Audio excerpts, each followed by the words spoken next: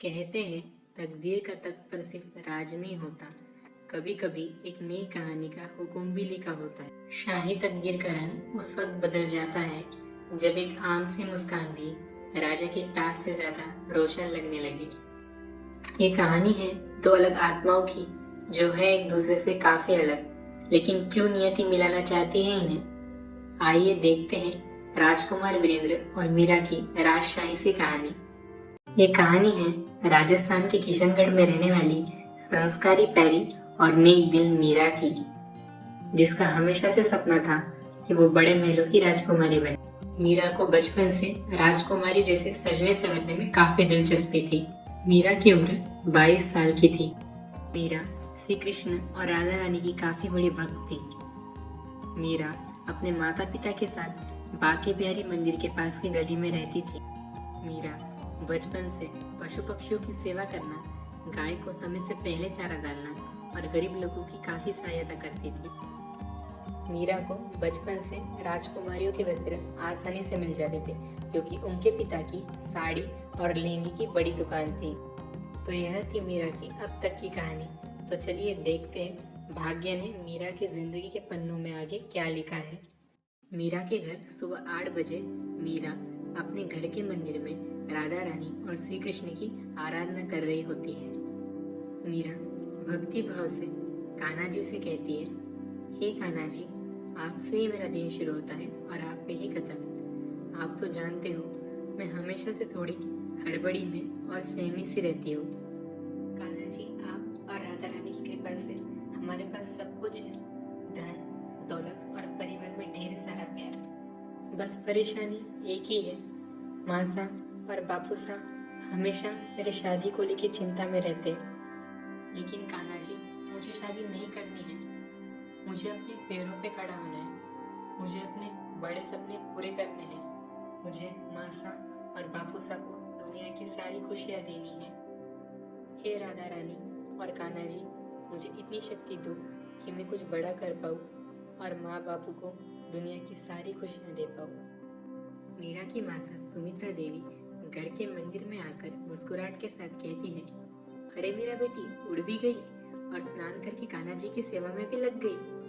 वाह, ये तो बहुत अच्छी बात है मीरा। पर मीरा, आज मुझे तुमसे एक जरूरी बात करनी है। देखो मेरा बेटा, अब तुम 22 साल की हो गई हो और तुम्हारे पापा का कहना है कि अब तुम्हारी शादी जल्दी हो जानी चाहिए। कल विधि बुआ सा तुम्हारे लिए एक अच्छा रिश्ता देख कर आने वाली है। मीरा उदासी भरे अंदाज में कहती है, माँ, मैं नहीं चाहती कि मेरी शादी इतनी जल्दी हो। मैं पहले आप और बापू के लिए कुछ करना चाहती हूँ। अभी मैं इस शादी के लिए तैयार नहीं हूँ माँ। सुमित्रा एक मुस्कुराहट और समझदारी के साथ कहती है, बेटी, एक माँ का सपना होता है कि अपनी लाडली बेटी को खुश देख सके।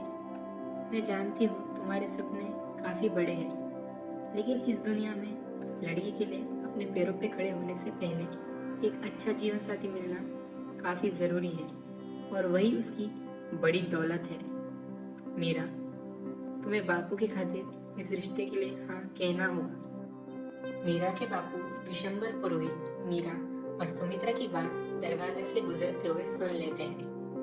मीरा के बापू विशंबर जी कहते हैं, मीरा, तेरी माँ ने तुझे बता दिया होगा बेटी कि तेरे लिए एक अच्छा घर का रिश्ता आया है। मीरा बेटी, मैंने जिंदगी भर मेहनत की, तुम्हें पढ़ाया लिखाया और एक अच्छा जीवन देने की पूरी कोशिश की, और मैं अब यही चाहता हूँ कि मेरी बिटिया को शादी के बाद भी एक अच्छा जीवन मिले। तुम अपनी गृहस्थी में कुशल और सुखी रहो।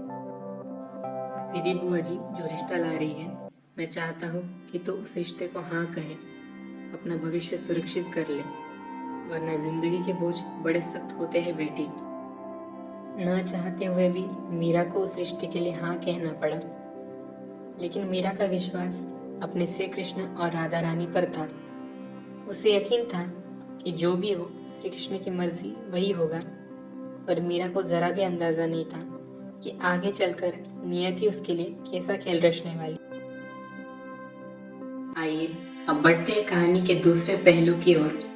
यहाँ एक अलग सी दुनिया है जहाँ शानो शौकतें, ठाट बाट है और राजशाही जिंदगी का रंग है। और इसी शाही दुनिया से हम आपको मिला रहे हैं हमारे कहानी के राजकुमार वीरेंद्र इंद्रवर्धन सिंह वर्मा से। एक ऐसा नाम जो शान और शौर्य का प्रतीक हो। उनके मुस्कान में है एक अनोखी रोशनी, अंदर से एक नरम है दिल, लेकिन दिखाता अपने आप को एक अकड़ के साथ, एक शाही गर्व के साथ। पर असल में उस अकड़ के पीछे छुपा है एक दिल जो पिघलता है अपनों के लिए और लड़ता है सिर्फ सच और न्याय के लिए।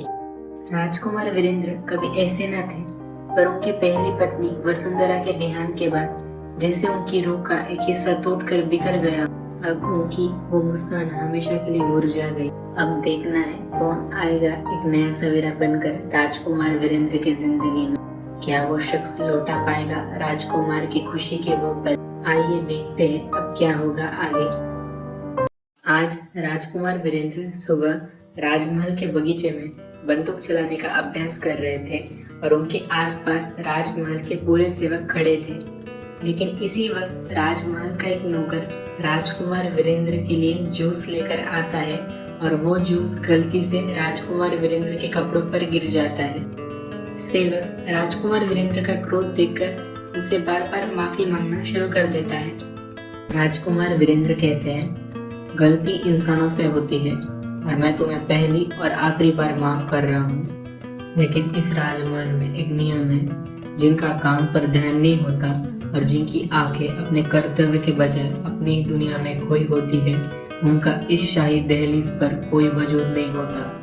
राजकुमार वीरेंद्र के क्रोध को देखकर सेवक कहता है, माफ करना राजकुमार, आगे से ऐसी गलती नहीं होगी। राजकुमार वीरेंद्र सेवक से निराश होकर अपनी शर्ट जमीन पर फेंकते और राजमहल के अंदर प्रस्थान करते हैं। लेकिन राजकुमार वीरेंद्र की इस स्थिति को राजकुमार वीरेंद्र की दादी साहब कल्याणी देवी और राजकुमार वीरेंद्र के बड़े भाई साहब विक्रांत एक खिड़की में से देख रहे थे। राजकुमार वीरेंद्र की दादी साहब तीखी आवाज, आंखों में शातिर चमक लेते हुए कहती है, यही है हमारे राजकुमार वीरेंद्र का कर्म खून, और यही खून एक दिन हमारे काम आएगा, हमारे मकसद को अंजाम देने के लिए। राजकुमार वीरेंद्र के बड़े भाई साहब विक्रांत कहते हैं, लेकिन दादी साहब ये कैसे मुमकिन होगा? जब वीरेंद्र खुश नहीं रहेगा तो हमारा मकसद कैसे पूरा होगा? दादी साहब थोड़ा दूर देखते हुए और मुस्कान के साथ कहती है, विक्रांत तुम सिर्फ पास का देखते हो, और हम काफी दूर का। हमने ये बात ऐसे ही धूप में सफेद नहीं किए। हम ऐसा दाव खेलेंगे जो हमें हमारे मकसद के काफी पास ले जाए। विक्रांत कहता है, लेकिन दादी साहब वो कैसे? दादी साहब कहती है, विक्रांत, हमने अपने जासूस को काम पे लगा दिया। हमने तो अपना एक दाव खेल लिया है। अब हम कराएंगे राजकुमार वीरेंद्र की दूसरी शादी। विक्रांत कहता है, नहीं दादी साहब, ये इतना आसान नहीं होगा जितना आप समझ रही है। वीरेंद्र को शादी के लिए मनाना ये तो काफी मुश्किल है। दादी साहब कहती है, ये तुम हम पे छोड़ दो विक्रांत, क्योंकि अब शे भी हमारी, पट भी हमारी। ये बात कहकर दादी साहब जोर जोर से हंसने लगती है और विक्रांत सोच में पड़ जाता है। अब होने जा रहा है नियति का वो फैसला जब पहली बार टकराएंगे दो अलग सोच और दो अलग दिमाग, यानी राजकुमार वीरेंद्र और मीरा। अगली सुबह राजकुमार वीरेंद्र जंगल के रास्ते से अपनी गाड़ी से जा रहे थे, लेकिन ड्राइवर की तेज रफ्तार से एक हिरन सामने था जिसकी जान खतरे में थी, और मीरा उसी वक्त जंगल में आई थी लकड़ियां तोड़ने के लिए। लेकिन मीरा जब हिरन की जान खतरे में देखती है तो जोर से दौड़कर गाड़ी के सामने जाने की कोशिश करती है, जिससे कि गाड़ी रुक जाए और हिरन की जान बच जाए। लेकिन मीरा की वजह से हिरन की जान तो बच जाती है, लेकिन मीरा जोर से जाकर गाड़ी से टकराती है।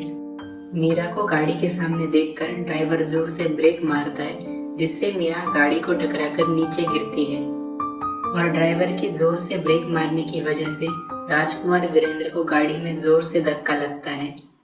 मीरा नीचे गिरने के बाद कहती है, हे माँ, मरी गयो, हे कान्हा जी। राजकुमार वीरेंद्र गाड़ी से गुस्से में उतरकर ड्राइवर के साथ मीरा के सामने पहुंचते हैं। राजकुमार वीरेंद्र गुस्से में मीरा से कहते हैं, व्हाट द हेल, दिमाग नहीं है क्या? तुम गाड़ी के सामने क्यों आई? मीरा गुस्से से राजकुमार वीरेंद्र से कहती है, हे बाल गोपाल, देखो कैसा घोर कलयुग है। हम यहाँ नीचे गिर गए, उसकी कोई फिक्र नहीं। और कलेक्टर साहब, हमें कोई शौक नहीं आपकी गाड़ी के सामने आने का। वो तो एक हिरन आपकी गाड़ी के सामने आ रहा था तो हम उसकी जान बचाने जा रहे थे। राजकुमार वीरेंद्र कहते हैं, व्हाट नॉनसेंस, तुम जैसे लोग होते हो जो गाड़ी रुकवाने का नाटक करते हो और फिर पैसे की मांग करते हो। मीरा कहती है, ओ कलेक्टर साहब, जबान संभाल के, शक्ल से तो दिखते ही अकड़ हो, अब अकल से भी टेढ़े हो क्या? राजकुमार वीरेंद्र गुस्से में आकर कहते हैं, माइंड योर लैंग्वेज। इसी बीच ड्राइवर माहौल को शांत करते हुए मीरा से कहते हैं, अरे बिटिया शांत रहो, तुम्हें पता नहीं ये कौन है। हम तुमसे माफी मांगते हैं, तुम नहीं होती तो हमसे आज पाप हो जाता बहुत बड़ा। मीरा ड्राइवर से कहती है, अरे काका, आप बड़े हैं, माफी मत मांगो। जिसे माफी मांगनी चाहिए वो तो पुतले की तरह खड़ा है, और होगा कहीं का कलेक्टर, हम नहीं डरते किसी से। ड्राइवर मीरा से कहते हैं, अरे बेटिया, ये कोई कलेक्टर नहीं, किशनगढ़ के राजकुमार है, राजकुमार, राजा इंद्रवर्धन सिंह वर्मा के बेटे राजकुमार वीरेंद्र इंद्रवर्धन सिंह वर्मा। मीरा ड्राइवर की पूरी बात सुनकर घबराते हुए राजकुमार वीरेंद्र को देखकर कहती है, क्या? हे भगवान, हमें माफ करो राजकुमार। और वो देखो पीछे पुलिस आ रही है। और मीरा अपने आप से कहती है, भागो मीरा, भागो जल्दी यहाँ से। मीरा को वहां से भागते हुए देखकर राजकुमार वीरेंद्र कहते हैं, व्हाट द डिसगस्टिंग। राजकुमार का नाम सुनते ही भाग गई। मिलने दो फिर कभी, बड़े लोगों से कैसी बात करते हम समझाएंगे।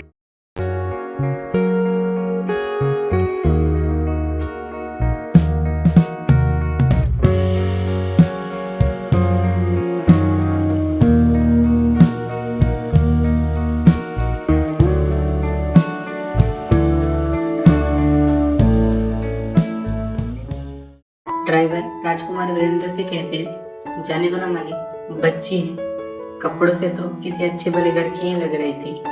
राजकुमार वीरेंद्र गुस्से में ड्राइवर से कहते हैं, चलो देर हो रही है, गाड़ी शुरू करो। इधर मीरा दौड़ते दौड़ते घर तक पहुंचती है। मीरा तेज कदमों से घर के अंदर दौड़ती है, बिना किसी से कुछ कहे सीधा अपने कमरे की तरफ बढ़ती है और दरवाजा अंदर से जोर से बंद कर लेती है। अब मीरा के दिल में एक ही डर था, कहीं राजकुमार उसके घर तक उसकी शिकायत लेकर ना आ जाए, क्योंकि मीरा अपने माँ बाप को किसी भी तकलीफ में नहीं देखना चाहती थी। मीरा की माँ सुमित्रा मीरा के कमरे के बाहर खड़े होकर कहती है, अरे मीरा बेटा, अपने कमरे का दरवाजा क्यों बंद कर लिया? खोलो दरवाजा खोलो। और जो मीरा इतनी चहल पहल करती थी वो आज इतनी गुमसुम सी क्यों है? कुछ हुआ क्या? बताओ ना बेटा, क्या बात है? मीरा कमरे का दरवाजा खोलकर बाहर आकर कहती है, अरे माँ वो कुछ नहीं, आज लकड़ियाँ काफी तोड़ी ना तो थक सी गई और थोड़ा सर दर्द है, बस और कुछ नहीं। सुमित्रा कहती है, अरे मेरा बेटा, इतना काम क्यों करती हो? कल से तुम्हारे बापू जाएंगे, उनके रहते ये सब तुम्हें करने की जरूरत नहीं। मीरा कहती है, अरे माँ कोई बात नहीं, मैं ही जाऊंगी, छोटा काम ही तो है, क्यों बापू को परेशान करना। सुमित्रा कहती है, ठीक है मेरा बेटा, पर तुम लकड़ियाँ लाने गई थी, पर लकड़ियाँ तो दिख नहीं रही, कहाँ है वो? मीरा हिचकिचाते हुए डर कर अपने मन में कहती है, हे बाल गोपाल जी, हिरण को बचाने के चक्कर में लकड़ियाँ तो जंगल में ही रह गई। मीरा अब अपने माँ से कहती है, अरे माँ मैं भी ना भुलक्कड़ हो गई हूँ, जंगल से लौटते वक्त कूली के घर गई थी और गलती से सारी लकड़ियाँ वही रख आई। सुमित्रा मुस्कुराते हुए कहती है, कोई बात नहीं मीरा, कल ले आना। वैसे मीरा एक बात तो मैं तुझे बताना ही भूल गई, कल तुझे देखने लड़के वाले आ रहे हैं। विधि बुआ की बात हो गई है, कल विधि बुआ लड़के वालों के साथ हमारे घर आ रही है। मीरा निराश होकर कहती है, क्या माँ, तुम और बापू तो ऐसे इतने जल्दी फैसले ले रहे हो जैसे बात मेरी शादी की नहीं, मेरे पाठशाला में नाम लिखवाने की हो। और माँ, ये अचानक लड़के वाले कहाँ से? सुमित्रा कहती है, मेरा बेटा कोई जल्दी नहीं, इतनी बेचैन मत हो, तुम्हारे बापू ने कहा है लड़का पसंद आए तो ही हाँ कहना, कोई जल्दबाजी नहीं है। चल मेरा बेटा, मुझे कल के लिए काफी तैयारी करनी है, मैं चलती हूँ। मैं और तेरे बापू कल की सारी तैयारियां संभाल रहे हैं, मीरा बेटी अब तू बस अच्छे से आराम कर। अब मीरा की माँ रसोई घर में चली जाती है और मीरा दौड़कर अपने बिस्तर पर जाके रोने लगती है। मीरा अपने आप से कहती है, हे कान्हा जी, ये हो क्या रहा है मेरे साथ? सुबह वो राजकुमार से लड़ाई और अब कल मुझे देखने लड़के वाले आ रहे हैं। आज का दिन ही खराब था, पर अब बापू की खुशी के लिए मुझे इस रिश्ते को हाँ कहना ही होगा। अगली सुबह पूरा वर्मा परिवार राजमहल के भोजन कक्ष में इकट्ठा होता है। राजमहल में आज कुछ ऐसा होने वाला था जो राजकुमार वीरेंद्र को एक बड़ा फैसला लेने पर मजबूर करने वाला था। राजकुमार वीरेंद्र की मासा रूपा देवी राजकुमार वीरेंद्र से उलझन के साथ कहती है, वीरेंद्र बेटा, तुम इतने उखड़े उखड़े से क्यों लग रहे हो? राजकुमार वीरेंद्र की सबसे छोटी और लाडली बहन केसर मस्ती भरे अंदाज में कहती है, अरे माँ वो तो होगी ही ना, वीरेंद्र भाई साहब को पहली बार जिंदगी में कोई उनके टक्कर का मिला है। राजकुमार वीरेंद्र की बड़ी बहन श्वेता बड़े अचंभे के साथ कहती है, क्या कह रही हो तुम केसर, तुम्हें खुद भी पता है हमारे राजकुमार वीरेंद्र भाई साहब पहली बार जिंदगी में हार गए? ये बात कुछ हजम नहीं होती।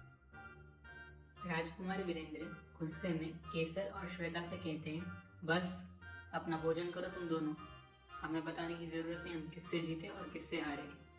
रूपा कहती है, शांत रहो तुम दोनों, मेरे बेटे को परेशान मत करो। और केसर, ये टक्कर, ये मुकाबला, ये क्या कह रही हो तुम? केसर मस्ती भरे अंदाज में कहती है, मासा, हमें सेवक काका ने बताया आज जब वीरेंद्र भाई साहब जंगल के रास्ते से लौट रहे थे तब उनकी गाड़ी की टक्कर एक लड़की से हुई और उस लड़की ने भाई साहब को बहुत कुछ सुना दिया और वहां से उन्हें बुद्धू बना के चले गई। रूपा कहती है, वीरेंद्र ये सब क्या है? राजकुमार वीरेंद्र थोड़ा गुस्से में कहते हैं, मासा कुछ नहीं, एक अड़ियल से लड़की थी, कभी मिले फिर एक बार तो बताना चाहेंगे उसे राजघराने के राजकुमार से कैसे बात करते हैं। केसर कहती है, नहीं भाई साहब, आपको तो अपनी गलती कभी दिखती ही नहीं। मासा, उस लड़की ने तो हिरन को बचाया था जो भाई साहब की गाड़ी के सामने आने वाला था और भाई साहब बिना सोचे समझे बेचारी उस लड़की पे ही बरस पड़े। रूपा कहती है, वीरेंद्र तुम भी ना, वो बेचारी ने एक बेजुबान को बचाया और तुम उसी पे बरस गए। हमारी नज़र में तो वो लड़की सही है और तुम गलत।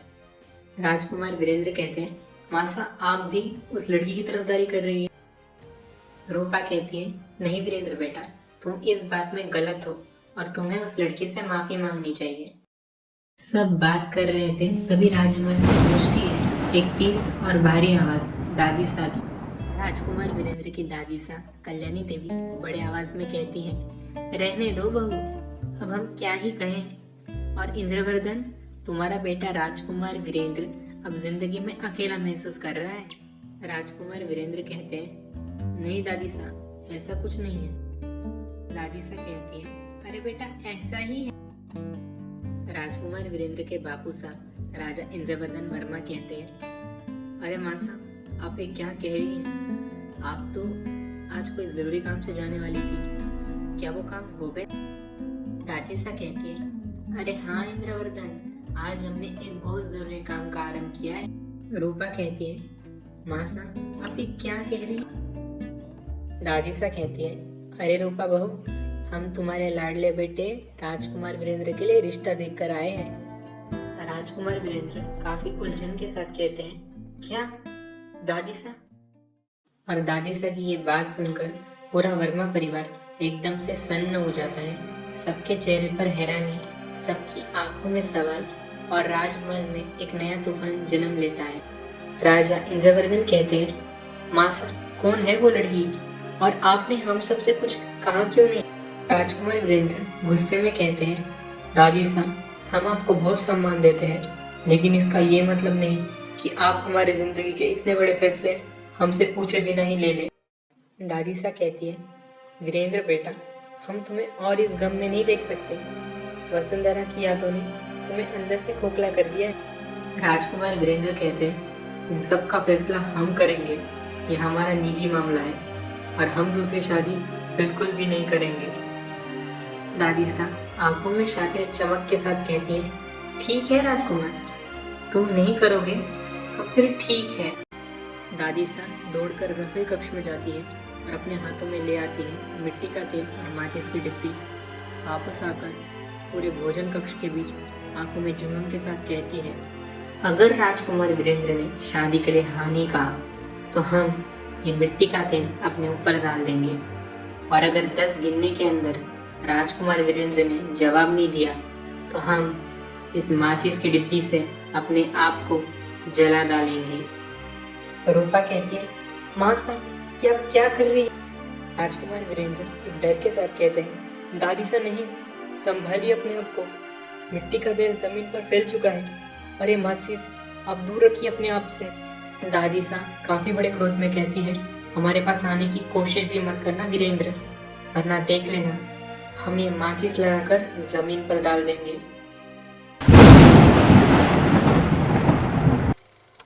अगले एपिसोड में देखिएगा, क्या राजकुमार वीरेंद्र दादी सा को गलत कदम उठाने से रोक पाएंगे? क्या वीरेंद्र इस शादी के नए रिश्ते के लिए हाँ कहेगा? क्या होगा जब मीरा को पता चलेगा उसे देखने आने वाला परिवार कोई और नहीं राजकुमार वीरेंद्र का परिवार है?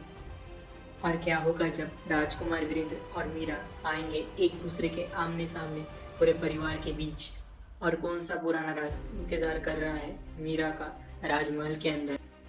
जानने के लिए देखिए 3 धनी एक राजघराने का सच अगले रविवार शाम 6 बजे सिर्फ Shri Krishna television serials YouTube channel पर।